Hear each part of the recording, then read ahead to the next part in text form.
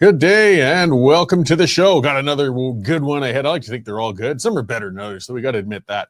We got coming on as a guest in a little while, Sam Cooper. He's an investigative journalist. Anybody online should know that name the second they hear it. He's just been owning the foreign interference file for a couple of years. He's actually been on that file for closer to 15 years, so it's little wonder that he has so much to share on. It's going to be great to talk to him about his latest revision on his book and his latest things that have been breaking as they come out. It's going to be great chatting with him. Lots of other stuff on the go as well.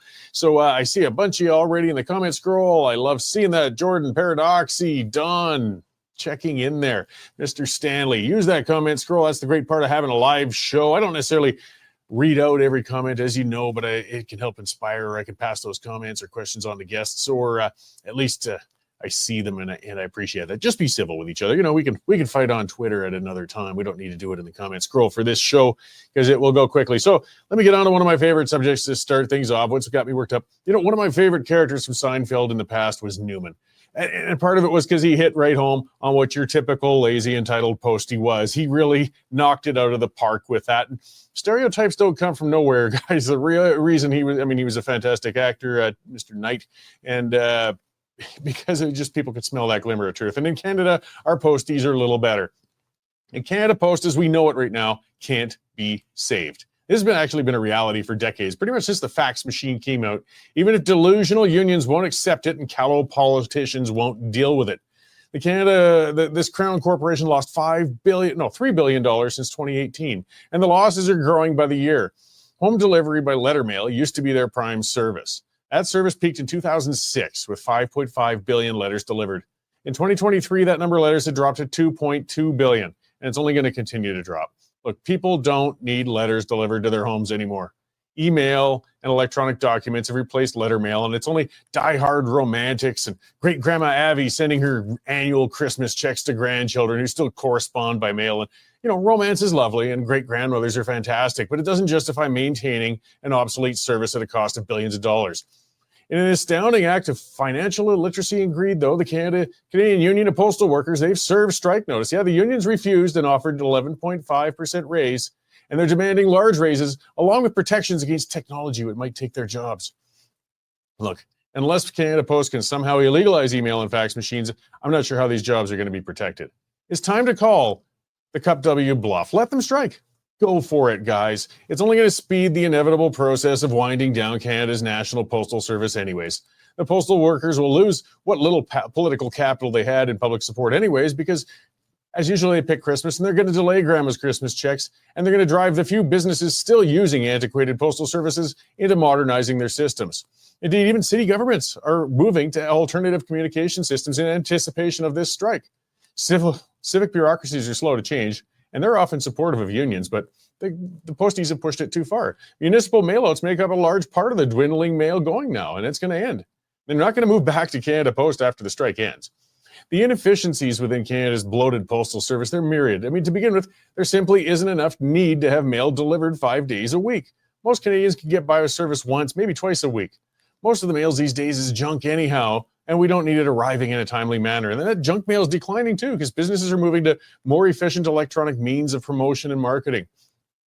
All door-to-door home mail and delivery has to end. It's ridiculous that money's still being spent to have a postal carrier walk to 1/3 of the homes in Canada 5 days a week. Canada Post realized this years ago and began moving services to centralized boxes, but unfortunately in 2016, the union cut a deal with Justin Trudeau, and they halted the conversion, so 1/3 of the country is still getting home delivery of mail. Postal carriers work short days with long pay. They even have taxis delivering them to their postal walks in some cities so they don't have to suffer the indignity of riding a bus like the commoners. Let's face it, being a postal worker is a good gig. They're highly paid, enjoy full benefits and a generous pension for what's really a relatively unskilled job. If Canada Post was to cut 2/3 of the workforce, you can rest assured the remaining third who are employed would suddenly discover work ethics, and they'd be able to put in those 40-hour work weeks the rest of us get to enjoy. If unions truly cared about workers, what they would be negotiating for right now would be transitioning packages and job training for the postal workers who are going to be facing layoffs in the coming years. Unions rarely care about workers, however, and they know that Canada Post is speeding towards a fiscal wall. They don't care. The union heads just want to milk the company for as much in dues as they possibly can before the crash comes. Let the postal workers strike. Let them demonstrate to Canadians just how little we actually need them. And the environment will be ripe to restructure Canada Post and cut the service down to a tiny fraction of what it is. I mean, some remote regions still need subsidized delivery services, and a trickle of letter mail service can still be provided to centralized postal stations. Private operators are already dominating the package delivery market, and they'll fill the demand much more efficiently than a crown corporation ever could. Giving in to the postal union, that would be tacitly admitting that Canada Post is expecting another taxpayer bailout. They're losing billions with the current model, and they'd only lose billions more if they capitulate to the unions. There's no use in continuing to keep this dying organization on life support. Like Blockbuster Video and home milk delivery, the service isn't required any longer, and we should be facilitating the natural evolution of this industry rather than trying to fight it. Either way, that's what got me going. I'm not worried too much about them going on strike because, to be honest, guys, I don't really care. You can't hold a sausage anymore. Too damn bad. All right, well, that's what's got me going to start things off today. Let's check in with our news editor, Dave Naylor, see what else is going on out there. Hey, Dave, how's it going? Hello, Cory. Hey, my sort of Dave. Yeah. What am I going to do without my junk mail? Well, I think you can get an app and you can get all the online flyers you want coming straight to your phone, so you can annoy me at the superstore lineup while you're pulling every bloody coupon in front of me when I'm just trying to buy some milk. Junk mail and bills, that's all I get. Pretty much, yes. So what's going on at your house? I see a strange video that Jane put up. You got a rat in the house? Rat. It looks massive. It's a vole. It's big. And that deranged, brain-damaged cat that somehow we'd acquired brings them in and leaves them alive in our house rather than taking care of mice and environments and taking them out.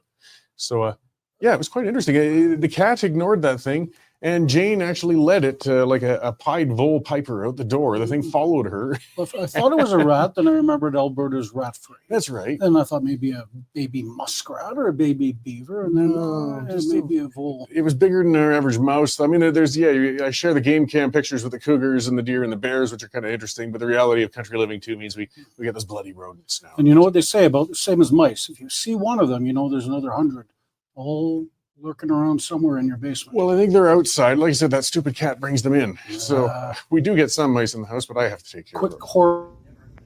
Right here, Lucy.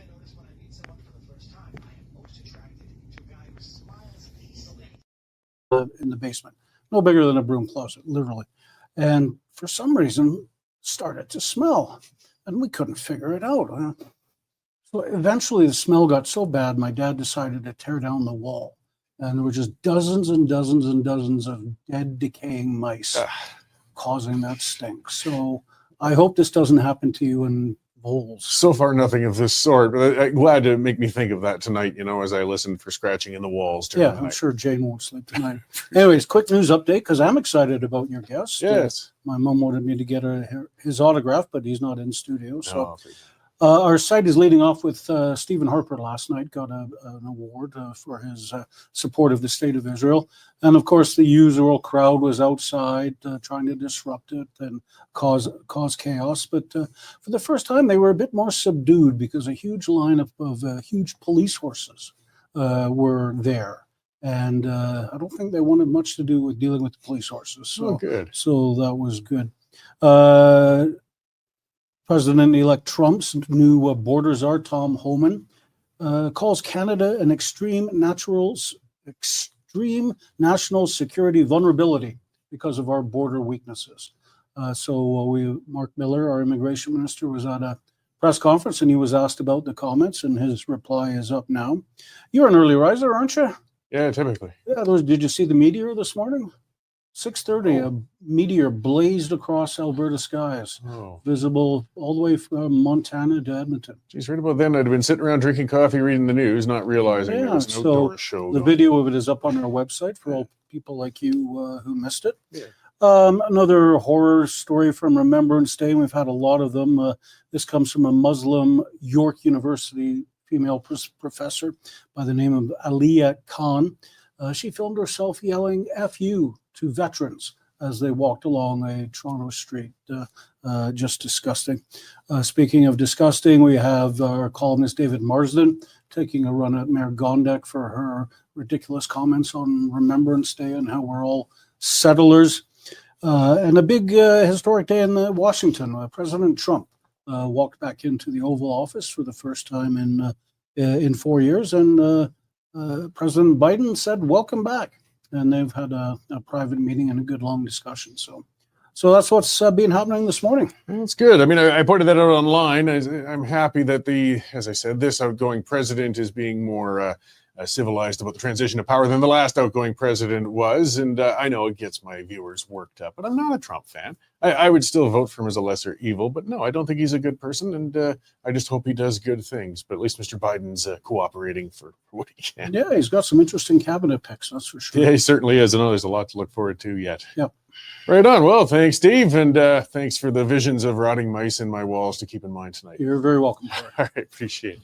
As our news editor, Dave Naylor, and yeah, as you could hear, there's lots going on all the time. We've got reporters across the West and contributors across the country. And the reason we can do that, guys, is because you've been subscribing. We don't take government subsidies. We won't. And it's a point of pride with us. It's very important. It makes sure that we have to answer to you. And the reason we do so, though, is because you guys subscribe. So get on there, guys. $9.99 a month, $100 for a year. It supports us. It supports independent media. It's the same price you used to pay for a newspaper subscription in the past. You know, it's not that much to deal with. And you don't have to get rid of all those newspapers afterwards either. So those of us who are subscribed already, thank you very much. If you haven't yet, come on, westernstandard.news/subscription. Hey, buy a subscription for a Christmas gift for somebody. Come on, why not? All right, yeah. So, you know, some of the Canada Post discussion, it's look, guys, I mean, so, you know, it's, you know, this baloney out of DKI research saying, you know, that because it's a crown corporation, it can't lose money. Yes, it can, actually. It's lost $3 billion and it's going deeper and deeper in debt. What does happen eventually is they got to get bailed out. The Canadian citizens, in the end, are the owners of this. And when the debt amounts to too much, you either got to shut it down or you got to tap the taxpayers to bail it out. We're backstopping this industry. Otherwise, nobody would provide them the credit to carry on with such massive losses. And it's got to be cut. I mean, it doesn't mean there's zero post. There's the hysterics from the lazy postal workers, and that's usually who we hear from on social media getting so upset because, hey, they got a good gig. They know it. They want to protect it. Well, good for you. But I'm sick of paying for it. It's kind of like the CBC as far as that goes. Say, we wouldn't have a country without Canada Post. Oh, baloney, we wouldn't. You wouldn't have a country without the CBC. Yes, we would. In fact, we'd have a better country. And yes, we can subsidize some degree of delivery to rural areas and things like that. But let's get real. We don't need this giant, expensive, inefficient dinosaur of a crown corporation any longer. We just don't. The world has changed. The world's changed. Banks give us our bank statements online. You can do your online banking. You know, you can correspond with anybody in seconds through email. You know, your bills, the rest, you just don't need it. You really want those things? Pay for a private service. You know, Canada Post had an opportunity on the package thing, but they blew that. Their package delivery sales have dropped to a tiny fraction, and the private market's eating it up. That's fine. Let the private market do it. That's a growth area, but we don't need a crown corporation to do it. So either way, that, you know, don't have to believe me. Let these clowns go on strike. Go on strike for a month or two. Go for it. Because, you know, the people who, you know, used to get Canada Postal Service, when the strike comes, they're going to find other areas of service. They're going to find somebody else to fill that void. They're going to change their practices. They're going to go to more electronic billing, more electronic payments. Do you think they're going to go back to Canada Post after the strike? Not a chance. Not a chance. So, I mean, you're just speeding along a progression that was supposed to happen anyways, guys. Don't listen to the union. They're not thinking about you. They're just thinking about the union. And you might want to think about finding a new job. All right, let's see what else we got. You know, speaking of hypocrites, just one thing I want to point out before we get to our guest. Look at the numbers. We've got COP29 going on. It's the UN climate conference, you know, where a bunch of well-heeled politicos and environmentalists like to get together and rub shoulders and tell us all how to tighten our belts and live a little more frugally and save the world. Last year it was in Dubai, and 85,000 of them flew out there to tell us how to live. This year, only 50,000 went because it's in Azerbaijan. It's interesting. I guess the climate crisis must be going down when, 30% fewer of them need to go out. Or could it be that they just only like going to the shindigs when they're in places like Dubai that offer a lot of 5-star accommodations and luxury living? The hypocrisy of some of these guys is pretty galling, but those numbers sort of tell the tale. All right, so let's get on to our guest. I've been looking forward to this. Investigative journalist Sam Cooper is he's not in studio. He's here remotely, but I really appreciate him taking the time to talk to us today. Hello, good to see you again, and thank you for joining us, Mr. Cooper. Good to be here, Cory. So, I mean, it's hard to keep up. I thought I was ready to, with what I was going to speak with you, but then I got the email from the Bureau and I see you've got yet another breaking sort of story coming up. Can you kind of lay out what you just sent out about, half an hour ago or so? Yeah, this breaking story indicates that Commissioner Mary Jose Ogue of the Hogue Commission into Foreign Interference just released a ruling today, weeks after the phase of hearing from witnesses has closed. A pretty stunning ruling. She says that she's granting complete anonymity to 2 secret protected witnesses because they have either life safety threats or threats of serious repercussions to their lives in Canada. Her ruling says that they have direct evidence regarding how Beijing's United Front foreign influence arm allegedly targets Chinese Canadian political candidates and community groups. So, Cory, as you know, this has been the thrust of my reporting that drove the Hogue inquiry, that China uses nefarious networks inside Canada that threaten Canadians and attempt to leverage politicians. So really, it adds concrete evidence that this judge from Quebec is saying she's so concerned with the credible safety threats that she's going to seal records from these 2 secret witnesses for 99 years. Really? That's sealing the records of their identity, but she still wants to hear the testimony, right? She wants to hear their testimony in affidavit form. And I believe there could be in-camera or secret interviews, but done in such a way that the public will receive very sanitized, anonymized summaries. And so for your viewers and listeners that are wondering, could direct witnesses such as these that have evidence of what politicians may have been colluding with Beijing, will they be named? I don't think they'll be named in these documents, but at least it looks to me positive that the commission wants to hear from people with serious evidence and serious safety concerns that need to be protected. Okay, so we probably won't be seeing any specific bombshells getting that tight, but as you said, it's a good trend that they even want to have this in here and they're putting the protections up for these witnesses to come forward. So it is a good indication they're taking this inquiry seriously. This has always been my view that they've got to some good evidence, and I believe they only have the tip of the iceberg. Of course, evident to the public. They're holding back so much information. Justin Trudeau and his cabinet have held back documents that they claim are not pointing to nefarious activity. So why are they holding them back? And so I do believe this commission has been valuable. It's proven that something very deeply nefarious is happening, and yet I still think it's minimizing what the public knows in a big way. So some information we're getting, though, I guess you could say, is coming from the China itself. With yesterday, what you broke with Beijing endorsed 41 of the races or candidates in them in the 2019 election. I mean, the evidence just keeps mounting about how heavily invested they were in that election, and they're not hiding it even, it seems. Absolutely, Cory. To briefly explain the power of this document, as you know, I have community sources from Asia throughout Canada that are so deeply concerned, much like these witnesses that will be protected by Hogue, with how they are threatening Canada and how the penetration of the CCP into Canada's democracy is far beyond what most people understand. So these sources provided to me a Chinese Communist Party record from an entity that is specifically tasked to influence ethnic Chinese people wherever they live in the world, to surveil them, to mobilize them when China needs them. And this document explains how Beijing was very satisfied that 41 candidates that it viewed, according to expert Charles Burton, it viewed as potentially useful, were nominated in the 2019 contest. And it described very succinctly how China was pleased with those results, but wanted to see improvements, more leveraging of these community associations into our politics.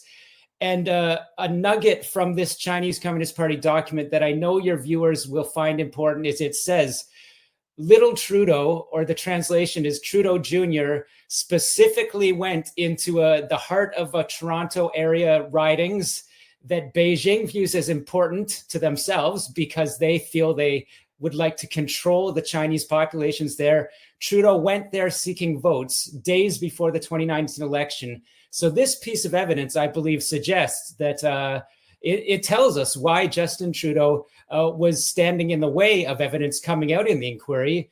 The document indicates that Trudeau wanted to get votes and that Beijing knows he wants those votes. Furthermore, it says that Mr. Trudeau appointing the candidate from the area he visited, Minister Marying, was seen as very notable by the Chinese Communist Party. But the key figure here is 41 candidates endorsed.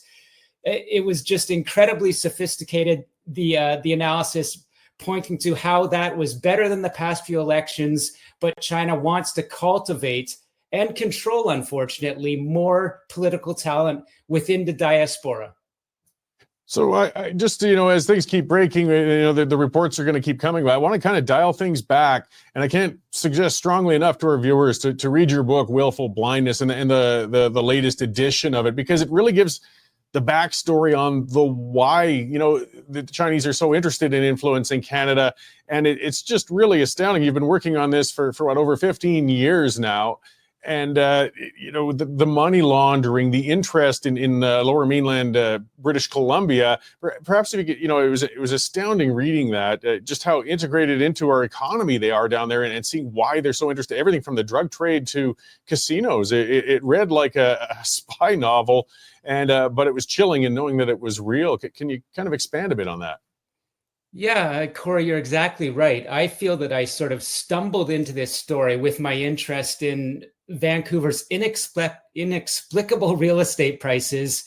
Everyone knew that massive amounts of money from offshore and mostly East Asia, Hong Kong, mainland China, other areas, was flowing into our Vancouver's condo towers, but people were not curious about the nature of this mystery money. So I chased down the origins, very tightly associated to what is called international Chinese mafia, underground banking, casino money laundering, real estate money laundering. And I was able to start to get my handle on the scale of that money laundering activity, which is in Vancouver. It's also in Calgary, Toronto. It's across Canada, I've now discovered.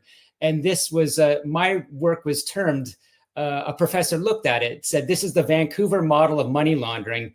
So the key thing here I discovered is not only is this money laundering from foreign nations that are involved in the fentanyl trade, but there's a direct strategic aspect to the money laundering. That is these very same Chinese Communist Party political interference networks that's called the United Front, that are supporting candidates that they want to see in Parliament, are involved with organized crime in operations to corrupt Canada's political system, to raise funds, to influence our society.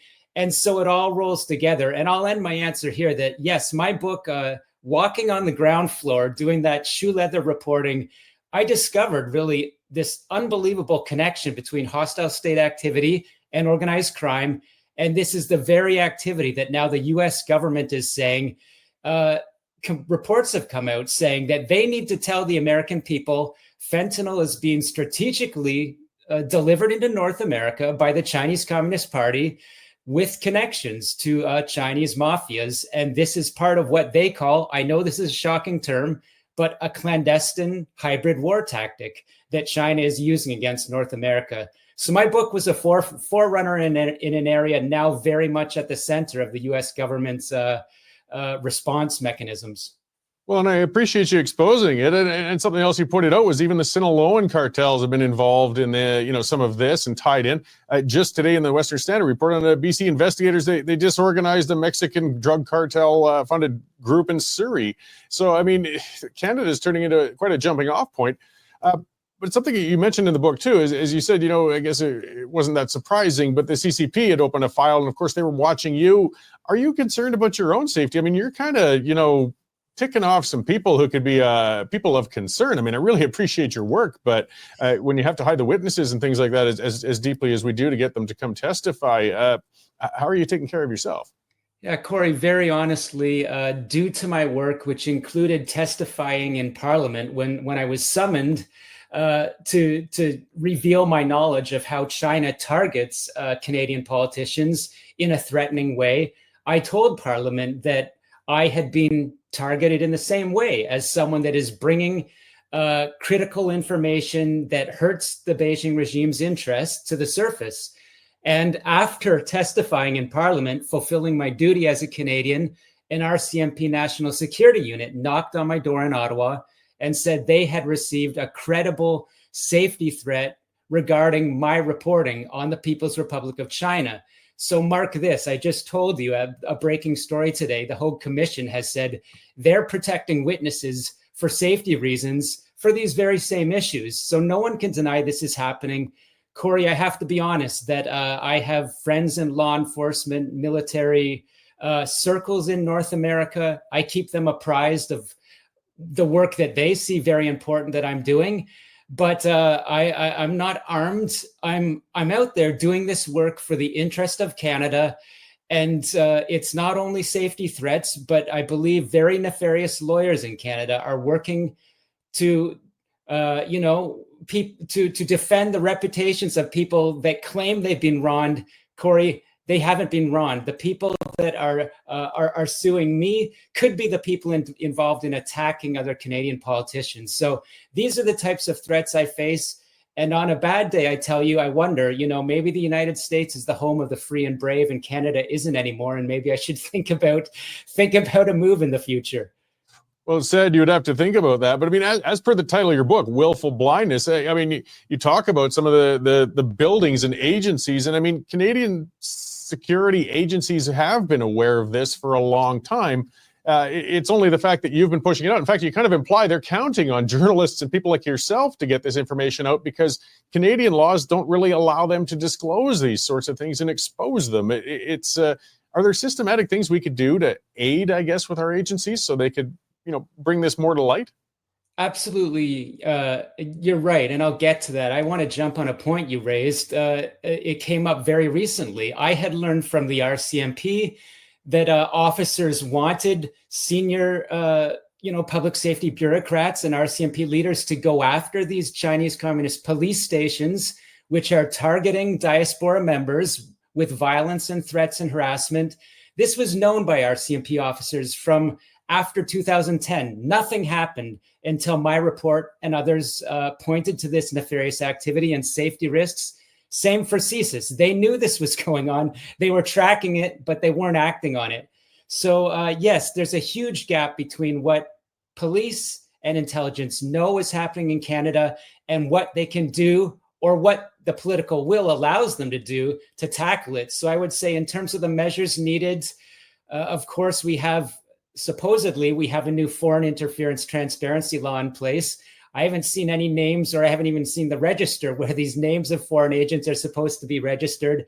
But very clearly, I've said it over and again, the United States law enforcement will protect its citizens no matter what the race, if they're Iranian, if they're Chinese, if they're from anywhere and they come to live in that country to exercise their freedoms.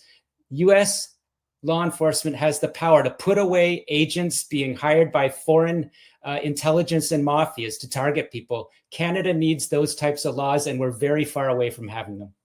Well, and I mean, just getting a little more on the political end, but it ties in. I mean, there's a new administration coming in that's very protectionist, speaking up a lot more on the security of their borders, and Canada, to be honest, starts to look like a security threat. Like, for the sake of our trade, for the sake of our Canadians and Americans traveling freely back and forth on the border, we really want to tighten this mess up because it's sort of an embarrassment, and it's inspiring the states to hinder travel between our countries. There's no question that's happening. And, I have liked traveling to Mexico in the past, but I'll never go there again because I've talked to the people there. I've been to certain spots and they're run by organized crime cartels. The corruption is top to bottom.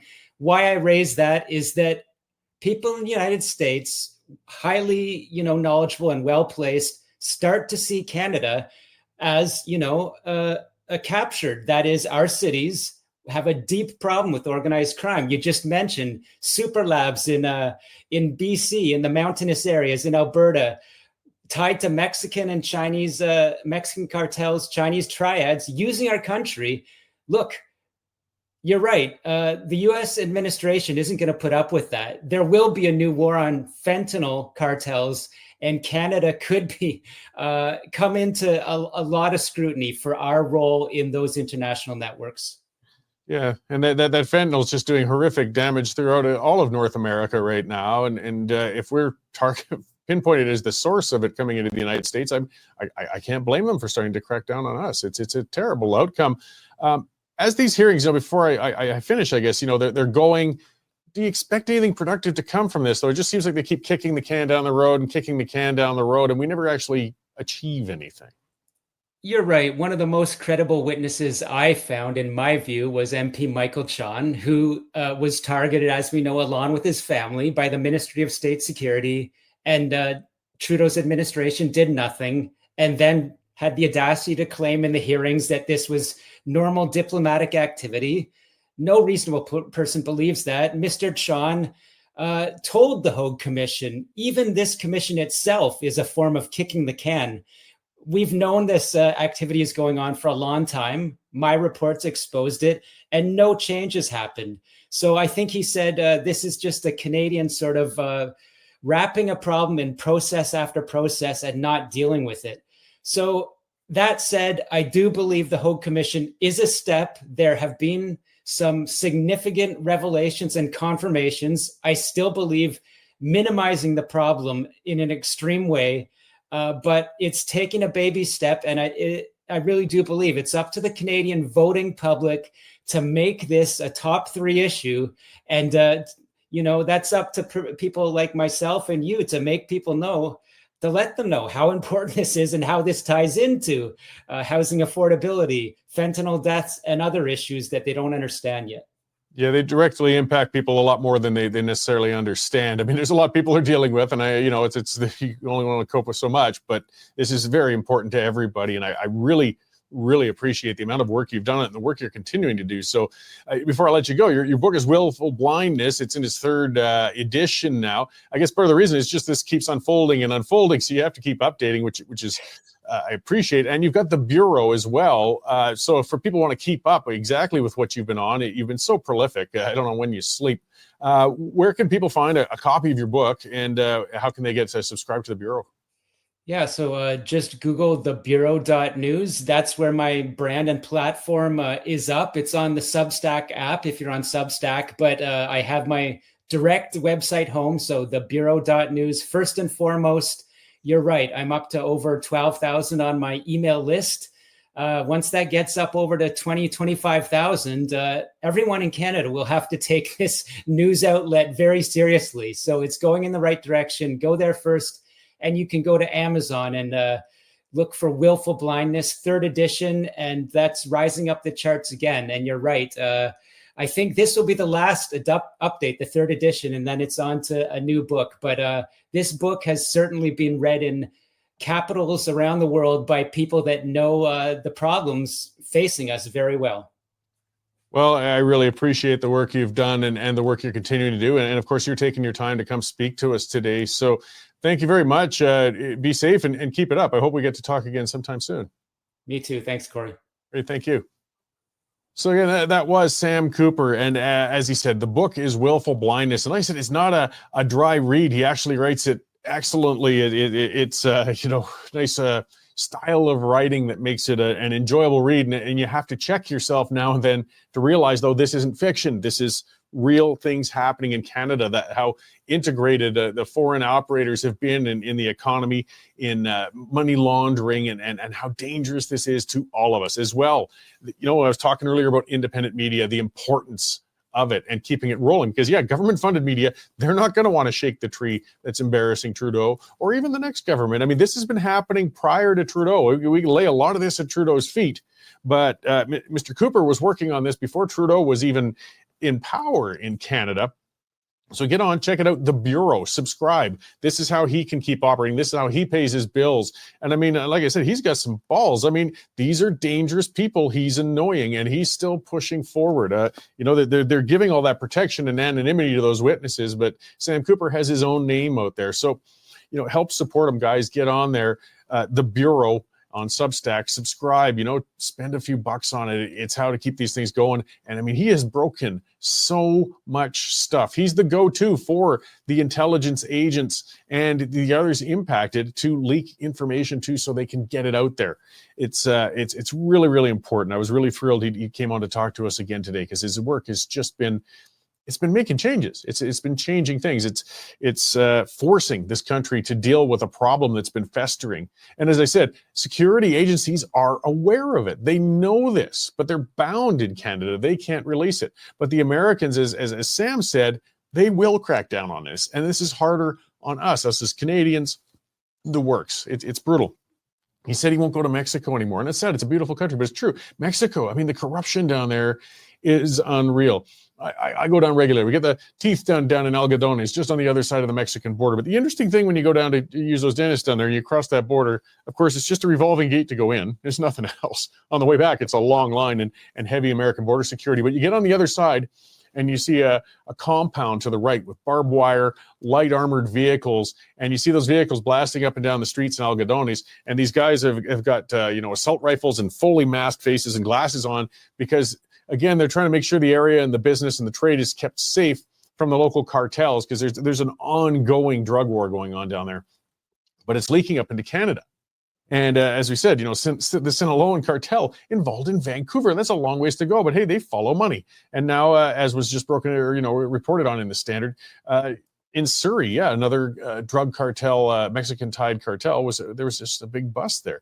This is scary stuff. It just keeps going.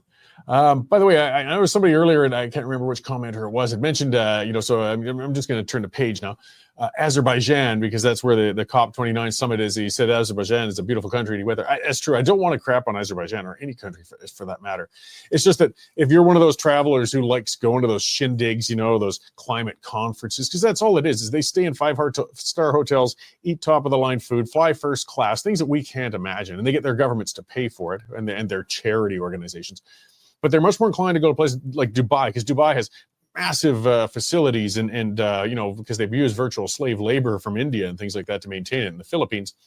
They prefer to go there. That's why 85,000 of them went to Dubai, though, versus Azerbaijan, which I'm sure, again, is a beautiful country and has some facilities, but just not quite the same resources to really pamper these climate travelers, like some of the other areas would. So let's see, what else have we got? This came out in Blacklocks. I think it's been put out in the Standard now as well. Blacklocks Reporter, another great independent outlet. Trudeau's Liberals have since 2016 sent nearly $286 million to the UNRWA. Now, that's the United Nations Relief and Works Agency. What it's also known as is a front for Hamas. It always has been. The money, the arms, the tunnels, all of that stuff going to Hamas. I mean, the UNRWA has been getting billions over the years from all different countries, yet somehow, oh my God, Gaza's an open-air prison. Oh, we can't feed our children. Sure, they got the money, but what did they do with it? They bought rockets. They dug tunnels. Oh, and of course, their leadership lived in luxury. Well, Canada spent $286 million, gave it to that group. And when it was found that not only that group, just funds the terrorism, they are the terrorists. UNRWA workers were found to have taken part in the October 7th slaughter and rape of people at a music festival. Yeah, they directly took part in it. And we stopped funding. Almost every civilized country stopped funding the UNR, that group when they saw that. Except Canada 2 months later, we're going to start giving them money again. They've learned their lesson. Good Lord. This is what you work for, guys. This is what you pay your taxes for, so they can fund terrorists. Literally. It's just, there's no end to it. Canada. So, here's more news. This is stuff that makes me optimistic and, has some trepidation at the same time. It's a big headline. Trump names it, and this is the fun thing. I grabbed this headline from the CBC just to prompt myself so I could have something to speak of, our state broadcaster, which hopefully is on the way out as well. Trump names Elon Musk and more mega hardliners to administration. The bottom line is, incoming president appoints supporters to his administration. That's the reality of it, but not the state broadcaster in Canada. Yes, he's going to bring them in. If it had been Kamala Harris, she would have brought in a bunch of her lefty supporters in there. That's the way these things works. It's called democracy. It's called politics. But bringing in Elon Musk is really interesting. It really is. And what do they call it? The Department of Government Efficiency or something like that, I think. So, Doge, they're kind of doing a play on the cryptocurrency that Musk supports. But you see, bloated civil services are crushing developed nations. They really are. They're hurting our productivity. I mean, Canada is so much worse off than the Americans when it comes to this. Trudeau bloated our bureaucrats by 40% since he got in. Our country hasn't grown by that much. We got 40% more government workers doing whatever the heck they do. Usually not a heck of a lot. Usually just going on strike a lot and whining about having to go into work 2 days a week. Now, they're costing us a fortune. Canada's productivity, our GDP per capita is crap. We're like 30,000 a year less than the Americans now, and it's dropping. And part of that reason is just a whole bunch of our resources as a nation get poured into government, get poured into a bunch of pointy-headed bureaucrats who push one piece of paper from a desk to another desk, if they even show up at work to go to the desks, and they make a lot of money to do so. Somebody needs the knackers to cut heavily, cut deeply. Somebody who's got those kind of knackers in the States is Elon Musk. He's not afraid of shaking the tree. The Americans have the problem not as badly as us, but they still have it badly. And he's looking to go in and cut. This is the sort of thing that can inspire change in Canada. Now, think about how bad Twitter got, for example, before Musk bought it. So he bought it. He laid off 80% of the workers with Twitter. Any other company that was operating efficiently, decently, if you cut 80% of the staff out, that company is in terrible trouble. It's not going to work worth a crap. Yet they're fine. They're fine. And everybody's, it's funny, I've been seeing reports about that. So, I mean, that 80% of workers weren't doing a heck of a lot. They weren't doing much at all. Censoring and a lot of things like that. So he cut them out. Things went fine. And I see reports, oh, look, their revenue's down. Their revenue's way down. Oh, they're in trouble. You see, because it's private, they can't find exactly what the net revenue is or what. But yeah, the revenue's down, but their expenses are way, way down. And they're still there, guys. They're still doing fine. So let's see how much he can do by cutting the civil service, because I bet we can cut a whole whack and not feel it. But here we got Kelly, a commenter, saying, so much disinformation, everything you said. I'd love to come do our job for 2 weeks and see how fast you change your mind.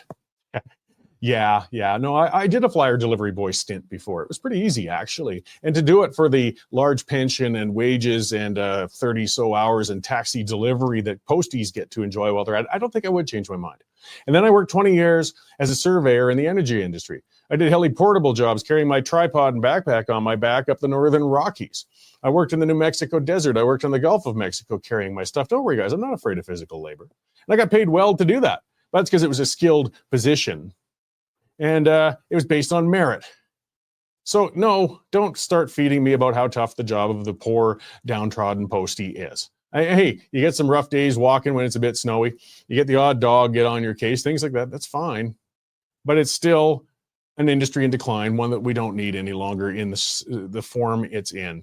Face reality. Quit trying to keep this dead model alive. Change it, streamline it. There could still be a Canada Post, but it's got to be a tiny amount. I mean, it gets back to what I'm talking about, the general civil service. Again, they're not civil service, they're a crown corporation, which makes a weird, blurry line. But in reality, the taxpayers end up shoring it up. And we just don't need to anymore, guys. It doesn't mean we shut down the entire Canada Post, but we could cut it down to a tiny fraction of what it is. And it's not going to bother people. It really isn't. We don't need them like we used to. It's ridiculous they're going door to door. AIMCO, we'll finish with that.